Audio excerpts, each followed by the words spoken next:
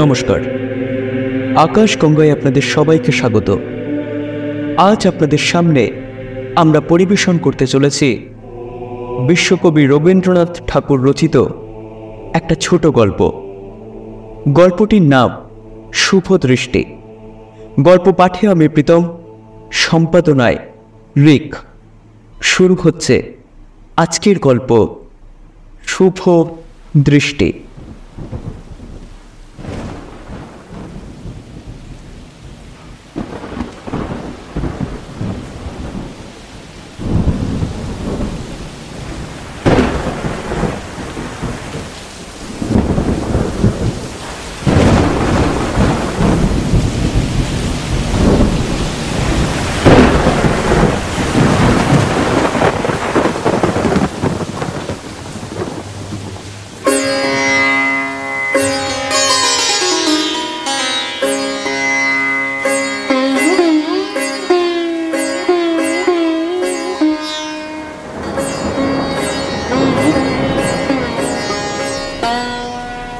কান্তিচন্দ্রের অল্প বয়স, তবুও প্রথম স্ত্রী মারা যাওয়ার পর তিনি আর দ্বিতীয় স্ত্রীর অনুসন্ধানের কোনো চেষ্টাই করেননি। তার চেয়ে বরং পশু পাখি শিকারেই তিনি বেশি মনোনিবেশ করেছেন। লম্বা ছিপছিপে চেহারা, তীক্ষ্ণ দৃষ্টি, অব্যর্থ লক্ষ্য, সাজসজ্জায় একেবারে পশ্চিম দেশীদের মতো। কান্তিচন্দ্রের সঙ্গে কুস্তিগির হীরা সিং, ছক্কনলাল এবং গাইয়ে বাজিয়ে খাঁ সাহেব, মিয়া সাহেব এরকম আরও অনেকে তার সঙ্গেই থাকেন। এছাড়া অকর্মণ্য অনুচর পরিচরেরও তো আর অভাব লেগে নেই।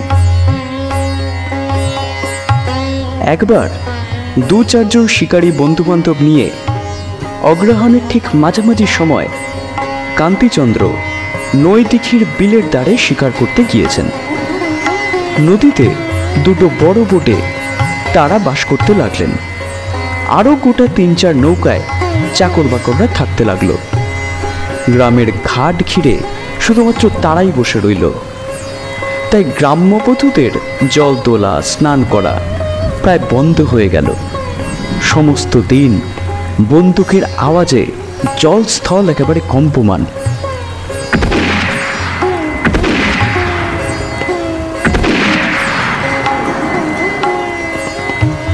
তার উপর সন্ধ্যাবেলায় ওস্তাদি গলায় তান কর্তব্যে পল্লীর নিদ্রাতন্দ্রা একেবারে যেতে বসল।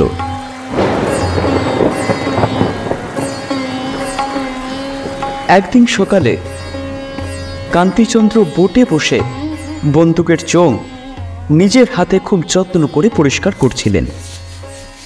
এমন সময় খুব কাছেই হাঁসের ডাক শুনতে পেয়ে সেদিকে একবার ফিরে তাকালেন।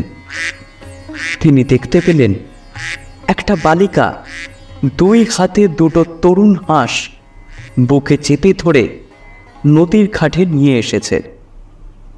নদীটা ছোট, স্রোতহীন এবং নানা ধরনের শৈবালে একদম ভরে গিয়েছে। বালিকা খুব আস্তে করে নদীর মধ্যে সেই হাঁস দুটোকে ছেড়ে দিল এবং লক্ষ্য করতে লাগলো যাতে খুব বেশি দূর তারা চলে না যায়। এটুকু বোঝা যাচ্ছে আগে সে হাঁস দুটোকে নদীর জলে ছেড়ে দিয়ে নিশ্চিন্ত মনে ফিরে যেত। কিন্তু বর্তমানে শিকারীদের তাণ্ডবের জন্য নিশ্চিন্ত মনে একেবারে হাঁস দুটোকে ছেড়ে যাওয়া তার পক্ষে আর সম্ভব হলো না।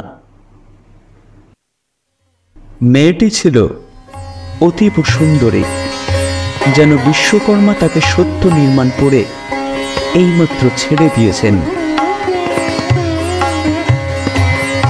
বয়সটা অনুমান করা একটু কঠিন। শরীরটা বিকশিত, কিন্তু মুখটা এমন কাঁচা যে তাকে দেখলে মনে হয় সংসারের কেউ যেন তাকে লেশমাত্র স্পর্শ করতে পারেনি। সে যে যৌবনে পা দিয়েছে এখনো অবধি সেই খবর হয়তো তার কাছে কেউ পৌঁছে দিতে পারেনি। কান্তিচন্দ্র কিছুক্ষণের জন্য বন্দুক সাফ করাতে একটু ঢিল দিলেন। তার চমক লেগে গেল। এমন জায়গায় এমন মুখ দেখবেন তিনি যেন কখনো আশা করতে পারেননি। অথচ রাজার অন্তঃপুরের চেয়ে এই জায়গাতেই এই মুখখানা বেশি মানাচ্ছিল। সোনার ফুলদানির চাইতে গাছেই ফুলকে বেশি ভালো লাগে। সেদিন শরতের শিশিরে এবং প্রভাতের রৌদ্রে নদী তীরের বিকশিত কাশবনটি ঝলমল করে উঠল। তারই মধ্যে সেই সরল নবীন মুখখানি কান্তিচন্দ্রের মুগ্ধ চোখে আশ্বিনের আসন্ন আগমনের একটা আনন্দ ছবি এঁকে দিয়ে চলে গেল। এমন সময় হঠাৎ মেয়েটা ভয় পেয়ে গিয়ে কাঁদো কাঁদো মুখে তাড়াতাড়ি হাঁস দুটোকে বুকে তুলে নিয়ে ঘাট ছেড়ে দিয়ে পালালো। কান্তিচন্দ্র কারণ অনুসন্ধান করতে গিয়ে জানতে পারল তার এক রসিক পারিষদ কৌতুক করার জন্য, মেয়েটাকে ভয় দেখানোর জন্য হাসির দিকে ফাঁকা বন্দুক লক্ষ্য করছিল। কান্তিচন্দ্র পিছন থেকে বন্দুকটা কেড়ে নিয়ে তার গালের সপাটে একটা চড় বসিয়ে দিলেন এবং হঠাৎ করে এরকম রসভঙ্গ হওয়াতে সেই রসিক পারিষদ মাটির ওপরে ধপ করে বসে পড়ল।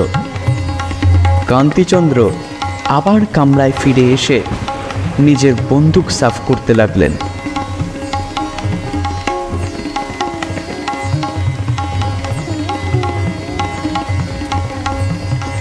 সেদিন দুপুরবেলা গ্রাম্যপথের ঘনচ্ছায়ার মধ্যে দিয়ে শিকারীর দল শস্যক্ষেত্রের দিকে এগিয়ে চলল। তাদের মধ্যে হঠাৎ একজন বন্দুক চালিয়ে বসল এবং কিছুক্ষণ পর দেখা গেল বাঁশঝাড়ের ওপর থেকে একটা আহত পাখি ঘুরতে ঘুরতে ভিতরের দিকে পড়ে গেল। কৌতূহলী কান্তিচন্দ্র পাখিটার সন্ধান করতে গিয়ে ঝোপঝাড় ভেদ করে ভিতরে গিয়ে উপস্থিত হলেন এবং দেখতে পেলেন একটা সচ্ছল গৃহস্থ ঘর, প্রাঙ্গণে সারি সারি ধানের গোলা। পরিচ্ছন্ন এক গোয়াল ঘরের পাশে বিশাল কুলকাস্তলায় বসে সকালের সেই পরমা সুন্দরী মেয়েটা। দেখা যাচ্ছে একটি আহত ঘুঘুকে বুকের কাছে তুলে নিয়ে উচ্ছ্বসিত হয়ে কাঁদছে এবং গামলার জলে নিজের আঁচল ভিজিয়ে পাখির ঠোঁটের মধ্যে আস্তে আস্তে জল নিংড়িয়ে দিচ্ছে।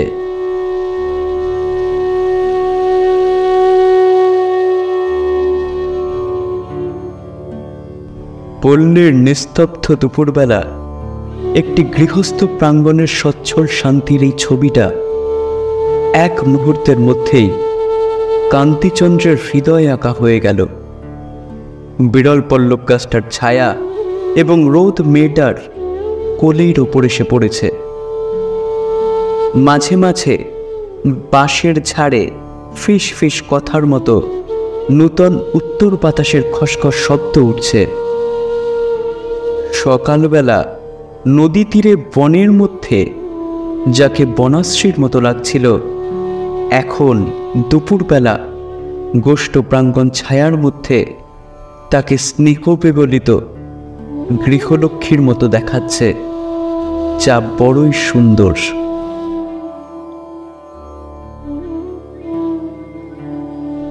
কান্তিচন্দ্র বন্দুক হাতে হঠাৎ করে সেই ব্যথিত মেয়েটার কাছে গিয়ে উপস্থিত হল।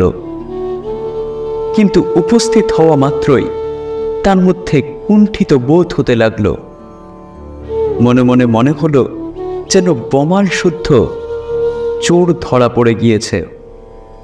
পাখিটা যে তার গুলিতে আহত হয়নি, শুধুমাত্র এই কৈফিয়তটুকু সে যেন মেয়েটাকে বলতে চাইছে। তার মনের মধ্যে যখন ঝড় উঠতে লাগলো, কি বলবে যখন সে ভেবে পাচ্ছিল না, এমন সময় কুটির ভিতর থেকে ডাক পড়ল, সুধা। বালিকা যেন হঠাৎ চমকে উঠল, আবার ডাক পড়ল, সুধা। তখন সে তাড়াতাড়ি পাখিটাকে ভেতরে নিয়ে গেল। কান্তিচন্দ্র মনে মনে ভাবলেন, সুন্দর নামই বটে। কান্তি তখন দলের লোকের হাতে নিজের বন্দুকটা দিয়ে দিলেন এবং আস্তে আস্তে কুটিরের সামনে গিয়ে উপস্থিত হলেন। তিনি দেখতে পেলেন একজন প্রৌঢ়বয়স্ক ব্রাহ্মণ দাওয়ায় বসে হরিভক্তি বিলাস পাঠ করছে। ভক্তিমণ্ডিত তার মুখের সাথে স্নিগ্ধ শান্ত স্বভাবের সেই সুধার যেন এক মুখের সাদৃশ্য তিনি খুঁজে পেলেন। কান্তি তাকে নমস্কার করে বললেন, খুব জল পিপাসা পেয়েছে ঠাকুর, এক ঘটি জল পেতে পারি কি? ব্রাহ্মণ তাড়াতাড়ি তাকে অভ্যর্থনা করার জন্য বসালো এবং ভেতর থেকে পেতলের রেকাবিতে কয়েকটা বাতাসা এবং কাঁসার ঘটিতে জল এনে নিজের হাতে অতিথির সামনে রাখল। কান্তি জল খাওয়ার পর ব্রাহ্মণ তার পরিচয় জিজ্ঞেস করলেন। কান্তি পরিচয় দিয়ে বলল, ঠাকুর, আপনার যদি কোনো উপকার করতে পারি তাহলে নিজেকে বড্ড কৃতার্থ বলে মনে করব। নবীন বাটুজ্জে বললেন, বাবা, আমার আর কি উপকার করবে? তবে ওই সুধা বলে আমার একটা বিবাহযোগ্য মেয়ে আছে, তাকে যদি একটা সৎ পাত্রে দিতে পারতাম। তার বয়সও তো অনেক হয়ে গেল, এখন কাছে পিঠে কোথাও তো ভালো ছেলে দেখি না। দূরে খোঁজ খবরের চেষ্টা করব, সেরকমও তো সামর্থ্য নেই। এদিকে তাকে ফেলে কোথাও যাওয়াও যায় না, ঘরের মধ্যে তো আবার গোপীনাথের বিগ্রহও রয়েছে। কান্তি বলিলেন, আপনি নৌকায় একবার আমার সঙ্গে দেখা করতে পারেন, তাহলে পাত্র সম্বন্ধে আমি দুটো আলোচনা করতে পারতাম। এই দিকে কান্তির যত চাকর বাকর ছিল তারা যখন সবাই সুধার কথা জিজ্ঞেস করল, প্রতিবেশীরা সবাই এক কথায় বলে উঠলেন, সুধার মতো এমন লক্ষ্মীমন্তী মেয়ে আর একটাও দেখা যায় না।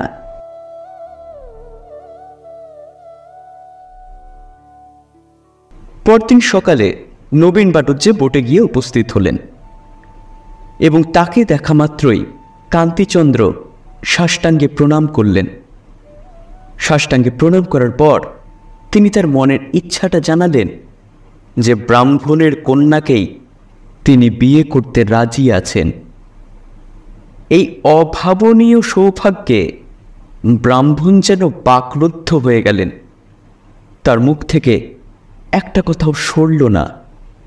তিনি মনে মনে ভাবলেন, নিশ্চয়ই কোথাও একটা ভুল হচ্ছে।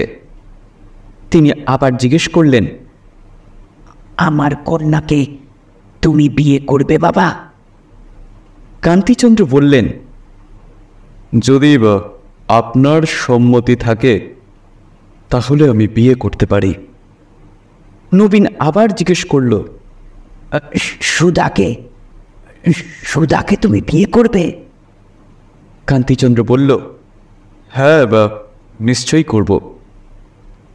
নবীন স্থিরভাবে জিজ্ঞেস করল, একবার একবার দেখা শোনা যদি।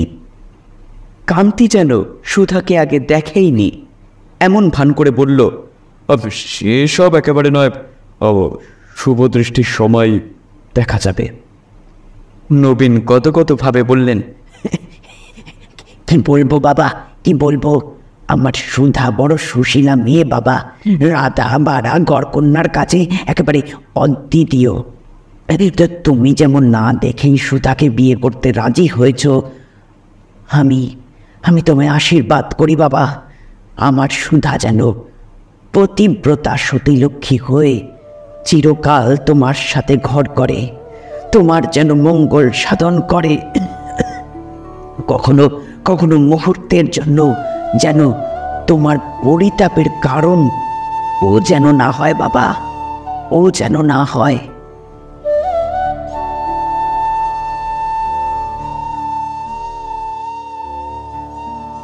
পাড়ার পুরনো মজুমদারদের কোঠাবাড়িতে বিয়ের স্থান ঠিক হলো। বর হাতি চড়ে মশাল জ্বালিয়ে বাজনা বাজিয়ে যথাসময়ে এসে উপস্থিত হলো। শুভ দৃষ্টির সময় বর এবং কনে একে অপরের মুখের দিকে তাকালেন, কিন্তু নতশির টোপর পরা চন্দন চর্চিত সুধাকে ভালো করে যেন দেখতেই পেলেন না কান্তিচন্দ্র। উত্তেলিত হৃদয়ের আনন্দে চোখে যেন ধাঁধা লেগে গেছে। বাসর ঘরে পাড়ার সরকারি ঠান্ডিতে যখন বরকে দিয়ে জোর করে মেয়ের ঘোমটা খুলিয়ে দিলেন, তখন কান্তিচন্দ্র হঠাৎ করে যেন চমকে উঠল। এ কি, এ তো সেই মেয়ে নয়। হঠাৎ বুকের কাছ থেকে একটা কালো বজ্র উঠে গিয়ে তার মাথার মধ্যে যেন একটা সজোরে আঘাত করল।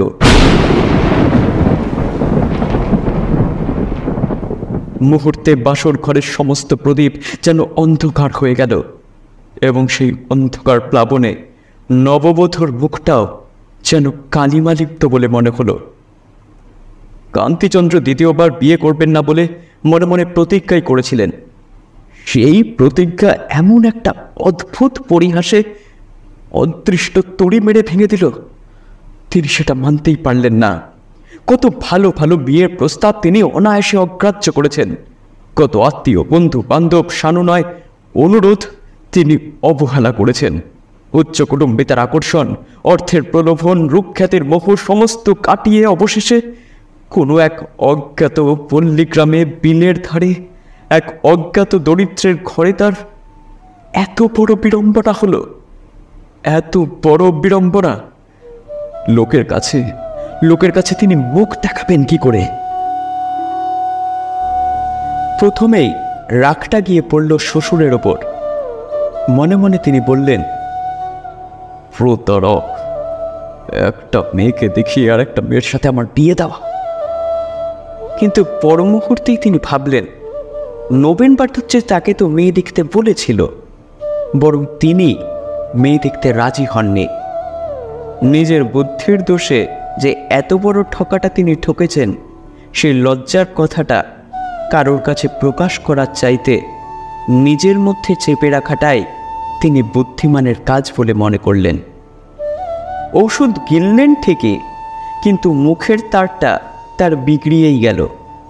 বাসর ঘরের ঠাট্টা আমোদ কিছুই তার আর রুচল না। নিজের এবং সর্বসাধারণের ওপর রাগে তার সর্বাঙ্গ জ্বলতে লাগল। এমন সময় হঠাৎ নববধূ এক অব্যক্ত ভীত স্বরে চমকে উঠল। হঠাৎ তার কোলের কাছ দিয়ে একটা খরগোশের বাচ্চা ছুটে বেরিয়ে গেল, এবং পরক্ষণেই সেদিনকার সেই মেয়েটা খরগোশের বাচ্চাটাকে অনুসরণ করে তাকে ধরে নিল এবং পরম যত্নে নিজের গালের কাছে তুলে তাকে আদর করতে লাগল। বাসর ঘরে যারা ছিল সবাই বলা বলি করতে লাগলো, ওই রে, আবার পাগলিটা এসেছে বলে সবাই তাকে চলে যাবার ইঙ্গিত করতে লাগলো। সে কিন্তু কোনো দিকে ভ্রুক্ষেপ করল না, বরং বর আর কনের সামনে বসে কৌতূহলী শিশুর মতো তাদের দিকে দেখতে লাগলো। বাড়ির কোনো এক দাসী তার হাত ধরে টেনে নিয়ে যাওয়ার সময় বর ব্যস্ত হয়ে বললেন, আহা, থাক না, বসুক এখানে। মেয়েটিকে জিজ্ঞেস করলেন, তোমার নাম কি? মেয়েটা উত্তর না দিয়ে দুলতে লাগলো। ঘরের মধ্যে সবাই হাসাহাসি করতে লাগলো। কান্তি আবার জিজ্ঞেস করল, তোমার হাঁস দুটো কত বড় হয়েছে এখন? অসংকোচে মেয়েটি নীরবে তার মুখের দিকে চাইতে লাগলো। হতবুদ্ধি কান্তি সাহস করে আবার জিজ্ঞেস করল, তোমার সেই ঘুঘু এখন কেমন আছে? আরাম হয়েছে ওর? কোনো ফল হলো না। মেয়েগুলো সব এমনভাবে হাসতে লাগলো যেন বর খুব ঠকে গেছেন। অবশেষ প্রশ্ন করার পর তিনি বুঝতে পারলেন মেয়েটি কালা এবং বোবা, পাড়ার যত পশু পাখির প্রিয় সঙ্গিনী। সেদিন যে সুধা ডাক শোনা মাত্র ঘরের মধ্যে চলে গেছিল, সেটা শুধু তার অনুমান মাত্র, এছাড়া আর কিছুই নয়। এই সমস্ত কথাই তিনি এক প্রতিবেশীর মাধ্যমে জানতে পারলেন।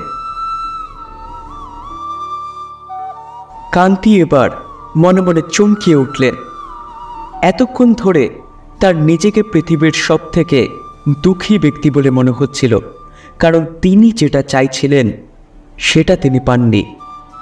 কিন্তু শুভ দৈবক্রমে হঠাৎ করে যখন তিনি তা পেলেন না, নিজেকে পৃথিবীর সব থেকে সুখী ব্যক্তি বলে মনে হচ্ছে। তিনি মনে মনে ভাবলেন, যদি এই মেয়েটির বাবার কাছে যেতাম এবং বিয়ের প্রস্তাব দিতাম, তাহলে তো স্বচ্ছন্দে সেই মেয়ের বাবা তার সাথে তার বিয়ে দিয়ে দিতেন। কিন্তু তখন তিনি কাকে দুষতেন, কার ওপর নিজের রাগ প্রকাশ করতেন? মেয়েটির মোহ যতক্ষণ তার মনের মধ্যে ছিল, তার মনকে আবিষ্ট করে রেখেছিল, ততক্ষণ নিজের বধূ সম্বন্ধে তার কোনো আগ্রহই প্রকাশ পায়নি। এইবার অতি সযত্নে একবার তিনি লজ্জাবনত নিজের বধূর দিকে তাকালেন।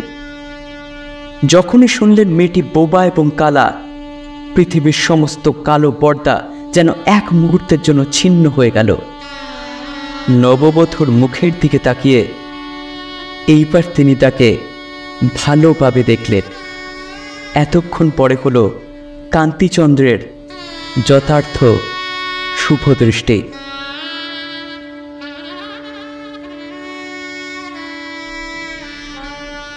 কথায় আছে, ঈশ্বর যা করেন তা মঙ্গলের জন্যই করেন।